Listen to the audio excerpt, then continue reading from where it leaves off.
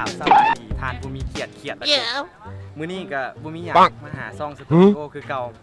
ไล่สาระล้วนๆบ่มีสาระนี่โตอ้นโตอ้นลืมฝากติดตามช่องให้ด้วยมื้อนี้ก็มาถ่ายบรรยากาศที่เดินลักเก้าแถวบ้านนอกบ้านนาเขานี่แหละก็มื้อนี้ก็ทีมงานเฮาก็มีหลายภาคส่วนว่าสิว่าภาคส่วนเธอภาคส่วนลุมก็มาออกงานออกกำลังกายแต่ทางคนเดียวมากระทายกมากระทายกอันนี้ก็บ่มีหยังมื้อนี้นะมาเฮ็ดหน้าที่สำคัญที่สุดในเดินก็คือเป็นโค้ชหยังโค้ชบาทนี่สัตว์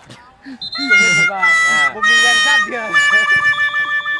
สิว่ายังเอ้าก็บ่มีหยังสิเว้าหลายเนาะก็มีแต่ว่าฝากติดตามช่องอ่ะแหละก็หลายก็บ่ได้เจ็บแค่แม่เว้าหลายก็เว้าบ่ได้เจ็บคอ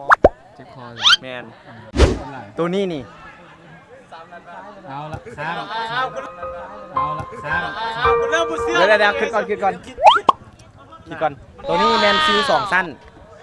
4,800ว่ะ3,800น็อตตัวเท่าไหร่น็อตตัวละ 2,000 20,000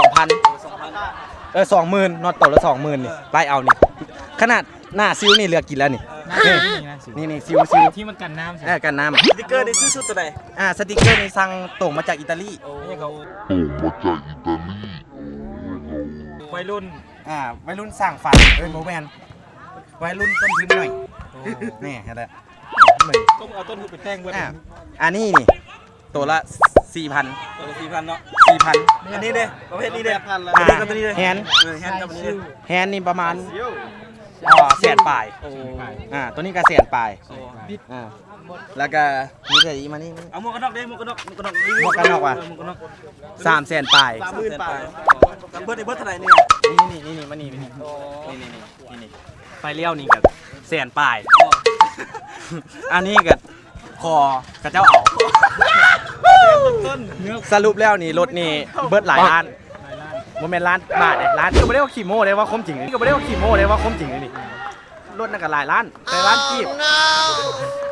ส่วนก็ฝากถึงคนที่มาติดตามซ่องเขาเนาะซ่องเขาก็มีอย่างไรไร้สาระซ่องเขาก็มีอย่างไรไร้สาระนั่นก็คือซ่องอ้นสตูดิโอบูมีอย่างแต่ละมือก็มีแต่ถ่ายคลิปนี่แหละไปวันใดมีคนเบิ่งก็ดีใจมือใดบ่มีคนเบิ่งก็เสียใจยอดวิว